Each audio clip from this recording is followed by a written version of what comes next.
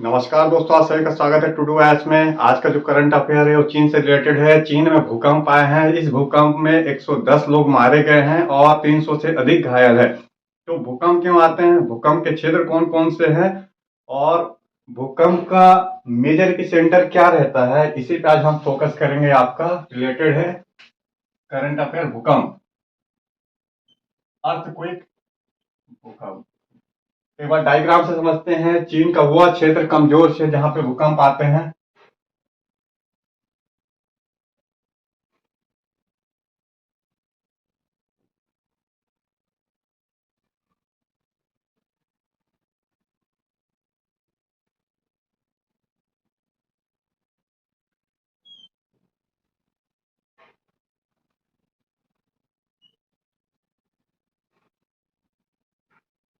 तो ये आपका एक ऑलमोस्ट चाइना का मैप है। देखिए, पर्वत क्षेत्र है जहां पे वो भूकंप के सबसे पहले कमजोर सेंटर रहते हैं।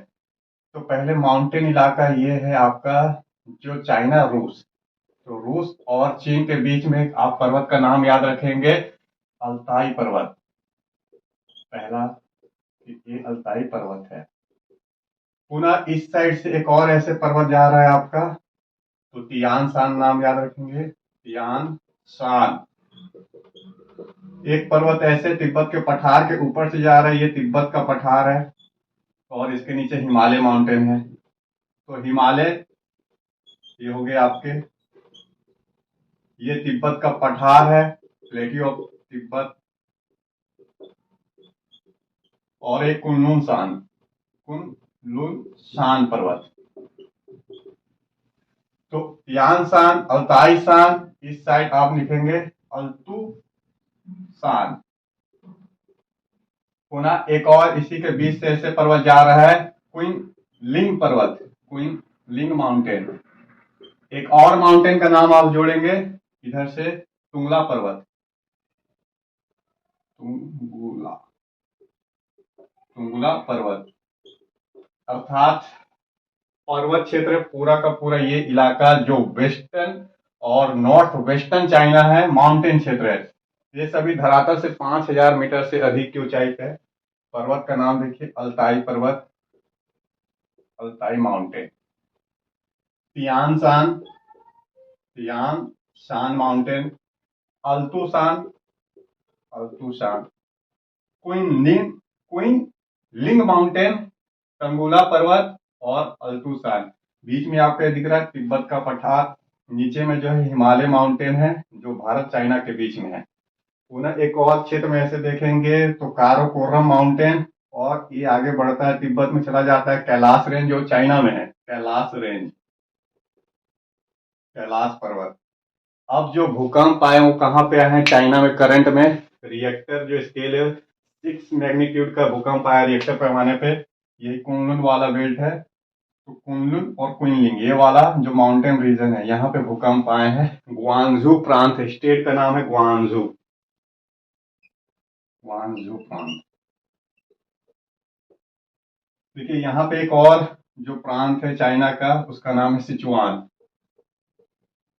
सिचुआन प्रांत। प्रांत मतलब प्रोविंस, वहां के लिए स्टेट है। तो ये दोनों इलाके हैं जहाँ पे भूकंप आते रहते हैं। और इवन जो भूकंप वाला पूरा बेल्ट है चाइना का, पूरा माउंटेन है, ये यहाँ तक है। तो ये माउंटेन रेंज है जहाँ पे भूकंप आ रहे हैं। इसी साल चाइना में जो सिचुआन प्रांत है भूकंप आए थे, इसमें भी लगभग 74 लोग मरे थे इस साल 2023 में। लेकिन 2008 में सिचुआन में भूकंप आए थे, इस प्रांत में कितने लोग मारे गए थे बोलेंगे, लगभग 90,000 लोग मारे गए थे। और पूरा का पूरा स्कूल, गांव, शहर, सारे के सारे बर्बाद हो गए थे। शहर, गांव, स्कूल। लॉकडाउन का भी, जो लॉकडाउन था उसमें भी भूकंप आए थे। फिलहाल 2008 का जो चाइना का भूकंप था, 90,000 लोग मरे थे, इसी में आया था सिचुआन में। कुनलुन माउंटेन जा रहे हैं, कुनलुन और तुंगुला पर्वत है, पूरा एक बेल्ट है जहाँ पे भूकंप आ रहे हैं, कमजोर क्षेत्र। पुनः ये कमजोर क्षेत्र है और ये, तो आप बोलेंगे जो चाइना का भूकंप वाला बेल्ट है ये पूरा माउंटेन पर्वत वाला क्षेत्र है जहाँ पे भूकंप आते रहते हैं। देखिए चाइना में जो भूकंप आ रहे हैं इसके साथ साथ चाइना एक्सट्रीम वेदर क्लाइमेट से प्रभावित है। इस समय चाइना दो आपके जो प्राकृतिक आपदा है उससे प्रभावित है। पहले नंबर पे है कि मौसमी घटना से प्रभावित है, मौसमी घटना। सेकेंड नंबर पे आपका भूकंप से प्रभावित है। जो मौसमी घटना है 2023 में जो चाइना में बाढ़ आए हैं, चक्रवात आए हैं, चक्रवात में भी सुपर साइक्लोन आए हैं। कुछ चक्रवात के नाम में लिख देता हूँ, ये चाइना में आए हुए हैं। तो चाइना के साथ साथ फिलीपींस में भी आए हुए हैं और ये साउथ चाइना सी वाले बेल्ट में ये पूरा दिखेंगे आपको। तो ईस्ट चाइना सी वो साउथ चाइना सी में चक्रवात आते रहते हैं। इसके अड़ोसी पड़ोसी कंट्री प्रभावित होते हैं चक्रवात से। तो कुछ चक्रवात का नाम आपको याद करना पड़ेगा।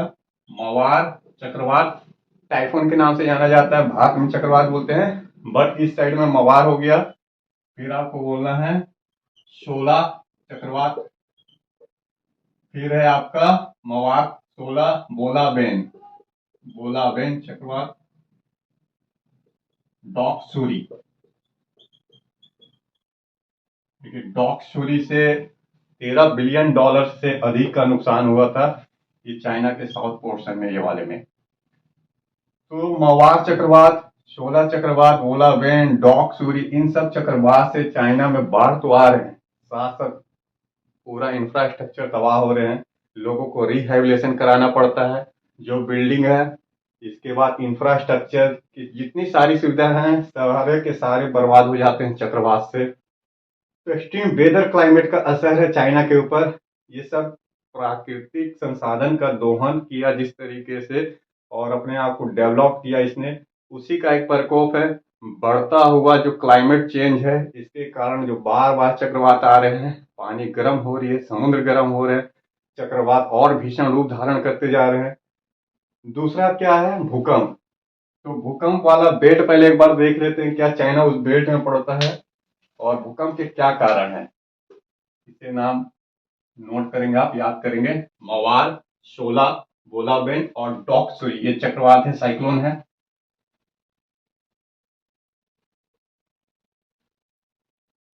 तो यहाँ पे मैं भूकंप के कारण लिख देता हूँ और अधिक जानकारी के लिए आप जाएंगे टू डू प्लेलिस्ट में, जियोग्राफी में पूरा भूकंप के बारे में जानकारी मिलेगी। फिलहाल भूकंप के कारण लिख रहा हूँ मैं, क्या क्या कारण है। देखिए सबसे पहला है जो पृथ्वी है ठंडी हो रही है, संकुचित हो रही है। पृथ्वी के संकुचित होने, ठंडा होने के कारण पृथ्वी में कंपन आता है, भूकंप होते हैं। भूकंप अर्थात पृथ्वी का कंपन, किसी भी तरीके से भू प्लस कंपन, पृथ्वी कांप जाए। तो पृथ्वी क्या है, धीरे धीरे ठंडी हो रही है, ठंडी होने के कारण एडजस्टमेंट कर रही है, इससे भूकंप आते हैं। तो लिखेंगे पृथ्वी का ठंडा होना, भूकंप का एक कारण हो गया। दूसरा कारण बोलेंगे आप कि ज्वालामुखी का उद्गार हो रहा है, इससे भूकंप आते हैं। जब भी ज्वालामुखी विस्फोट होते हैं तो आसपास के क्षेत्रों में भूकंप आते हैं। थर्ड नंबर पे बोलेंगे कि मानव के एक्टिविटीज से, मानव के क्रियाकलाप से, कि परमाणु बम का विस्फोट कर रहा है, मिसाइलों की टेस्टिंग कर रहा है, अलग अलग हथियारों की टेस्टिंग कर रहा है, गोला बारूद बंदूक विस्फोट हो रहे हैं। तो मानव के क्रियाकलापों से भूकंप आते हैं, मानव क्रियाकलाप। फिर जो चट्टाने, उनकी इलास्टिक रिबाउंड थ्योरी एक सिद्धांत अलग से है, अर्थात चट्टाने संकुचित हो रही है, फैल रही है, संकुचित होती है, फैलती है। तो इलास्टिक रिबाउंड थ्योरी संकुचन सिद्धांत है, संकुचन सिद्धांत है। फिर कमजोर भूभाग हो धरातल का, धरातल का कमजोर भूभाग। अब कमजोर भूभाग, ये देखिए कौन से कमजोर भूभाग होते हैं, सबसे बड़ा क्षेत्र यही है कमजोर भूभाग पृथ्वी पे। तो पूरा प्रशांत महासागर का एक बेल्ट बनाइए, ये पूरा प्रशांत महासागर है जिसके तट पे चाइना, जापान, कोरिया और उस साइड से अमेरिका है। ये पूरा जो आपका प्रशांत महासागर है कमजोर भूभाग का क्षेत्र है। तो प्रशांत महासागर, ये भूकंप की पेटी भी आप साथ साथ पढ़ रहे हैं, भूकंप के कारण और अब पेटी। तो भूकंप का पेटी क्या बोलेंगे, प्रशांत महासागर। जितने भी प्रशांत महासागर में ज्वालामुखी का उद्गार होता है, फायर ऑफ रिंग के नाम से जाना जाता है, जो ज्वालामुखी उद्गार के कारण प्रशांत महासागर के चारों कोस्टों पे जो भी ईस्ट और वेस्ट और नॉर्थ और साउथ में भूकंप आते रहते हैं।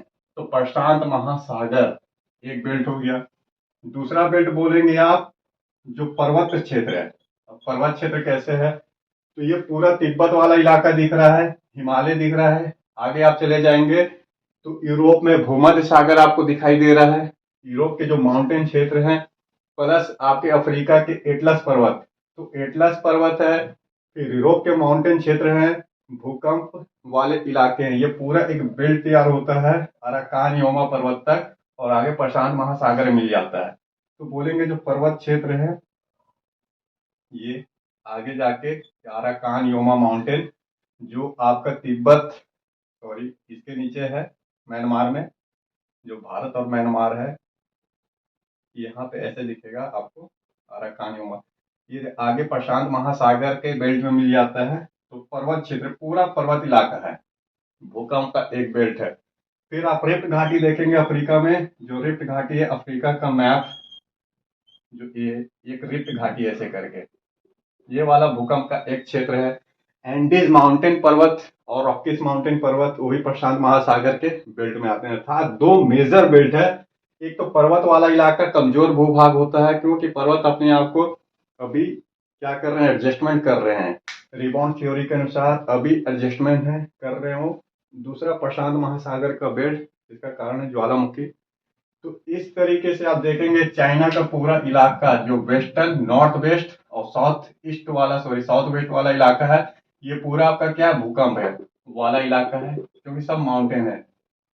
तो तिब्बत में ये भूकंप आते रहते हैं, और ये सारे क्या है 5000 मीटर से अधिक की ऊंचाई पे है। तो कमजोर भूभाग वाला क्षेत्र और भूकंप के कारण ये दोनों क्या बोलेंगे, सेम है, ऑलमोस्ट मिलते जुलते हैं। क्योंकि जो कमजोर क्षेत्र होता है वो क्या है, आपका भूकंप वाला इलाका होगा। पृथ्वी से ऊष्मा निकलती रहती है, ज्वालामुखी का उद्गार होते रहता है, ज्वालामुखी विस्फोट होते हैं, और रिजल्ट ये रहता है भूकंप आते हैं। तो कमजोर भूभाग को ही फाड़ के ज्वालामुखी लावा बाहर आ रहे हैं। अब यहाँ पे जो माउंटेन इलाके रहते हैं, जब भी भूकंप आते हैं तो भूकंप से क्या होता है, देखिए भूकंप से क्या क्या हो रहा है। सबसे पहले भूस्खलन होते हैं, लैंडस्लाइड इसे बोलते हैं, चट्टाने टूट के गिरती है, लैंडस्लाइड। अब हिमालय जैसे क्षेत्र है, कुल्लू पर्वत, यानसान, नानसान जैसे माउंटेन है, तो यहाँ पे अभी ठंड के मौसम में तापमान माइनस में चले जाते हैं, तो 15 डिग्री से नीचे तापमान है। अब इस इलाके में भूकंप आ रहे हैं, लैंडस्लाइड हो रही है, तो इंफ्रास्ट्रक्चर जो है वो तो बर्बाद होंगे, लेकिन यहाँ पे एक्सेस कैसे किया जाए, कैसे एक्सेस किया जाएगा, रिहेबिलिटेशन कैसे किया जाएगा, मदद कैसे पहुंचाई जाएगी, क्योंकि पूरा इलाका बर्फ से जमा हुआ है, बर्फबारी हो रहे हैं। तो बर्फबारी हो रहे हैं, एक बाधा अलग से है। मानवीय मदद पहुंचाने में जो ह्यूमैनिटेरियन असिस्टेंट है उसको पहुंचाने में पहले से प्रॉब्लम आ रही है, क्या है, तापमान के कारण। अब इसके बाद आपको बोलना है कि संचार लाइन हो, पानी का लाइन हो, संचार लाइन, पानी, इसके बाद आपका रोड, भवन, ये सब क्षतिग्रस्त होते हैं। तो $1 बिलियन का अलग से नुकसान है, $1 बिलियन का। और मानवीय मदद पहुंचाने में इसमें और अधिक खर्च है कि मानवीय मदद पहुंचाना हो, जैसे दवा हो, औषधि, भोज्य हो, भोज्य पदार्थ, फिर दोबारा से भवन का निर्माण करना पड़ेगा, रोड का निर्माण करना पड़ेगा, संचार लाइन, बिजली लाइन, इन सब का फिर से निर्माण। तो ओवरऑल इंफ्रास्ट्रक्चर का कॉस्ट अलग से है। तो मानो ऐसी जगह बस रहा है जहां प्रकृति बिल्कुल नहीं चाहती, पहाड़ों को काट के बस रहा है, पर्वत क्षेत्र में आवास का निर्माण कर रहा है, वो प्राकृतिक क्षेत्र है। रिजल्ट ये है, प्रकृति भी अपने आप को बैलेंस कर रही है, और प्रकृति का प्रकोप मानव पे लगातार बढ़ते जा रहा है। मानव इस बात को समझ नहीं पाता है, प्रकृति के साथ वह संतुलन में रहे, लेकिन वो प्रकृति पे क्या चाहता है, विजय प्राप्त करना चाहता है। मानव क्या प्रकृति पे विजय प्राप्त कर सकता है, प्रकृति को जीत सकता है, कि प्रकृति मानव को अपने कंट्रोल में करेगी। अब चाइना क्या है, साइंस टेक्नोलॉजी के बलबूते पे इसने विज्ञान, टेक्नोलॉजी, टेक्निक पैसे की मदद से जो इंफ्रास्ट्रक्चर तैयार किया है, पर्वत क्षेत्र को काट के टनल बनाए, संचार लाइन बिछाया, गैस पाइपलाइन, फिर रोल जो रोड है और रेल नेटवर्क का निर्माण किया। पूरा हिमालय क्षेत्र, कुनलुन पर्वत उद्यान। तो चाइना से लेके आप देख रहे हैं कि यूरोप तक चाइना ने रोड का, बिजली का, संचार लाइन का निर्माण कर रहा है। सिल्क रोड एक कंसेप्ट है चाइना का, सिल्क रोड। अब अगर टनल बना रहा है, बम विस्फोट कर रहा है, तो पहले से कमजोर क्षेत्र और कमजोर हो जाते हैं, चट्टानों में और अधिक दरारें पड़ जाती है, लैंडस्लाइड की घटना अलग से होती है। अब लैंडस्लाइड होंगे तो उससे ही भूकंप आएगा। भूकंप किसी भी कारण से हो सकते हैं। अगर चट्टान के कण, सॉरी, भारी कण अगर गिर रहे हैं, बार बार गिर रहे हैं, तो उससे क्या होंगे, आपके भूकंप आएंगे। तो चाइना अपने सिल्क रोड, इसका इंफ्रास्ट्रक्चर है, इसके जरिए ये यूरोप तक और एशिया तक पहुंच बना रहा है, इंफ्रास्ट्रक्चर का निर्माण कर रहा है। रिजल्ट ये है कि पूरा जो पर्वत और पठार क्षेत्र हैं चाइना में कमजोर पड़ गए हैं और भूकंप आ रहे हैं। तो इसे समझना होगा, प्रकृति के साथ एक संतुलन में जीवन यापन करना होगा। यह है आपका आज का चाइना से रिलेटेड भूकंप। एक बार देखिएगा, प्रांत का नाम है ग्वांगजू प्रांत है और सिचुआन प्रांत है। पर्वत का नाम आपको याद करना होगा। कुछ क्षेत्र मैप के जरिए बने रहिए टू डू वाइज में। फिर मिलेंगे नेक्स्ट करंट अफेयर के साथ।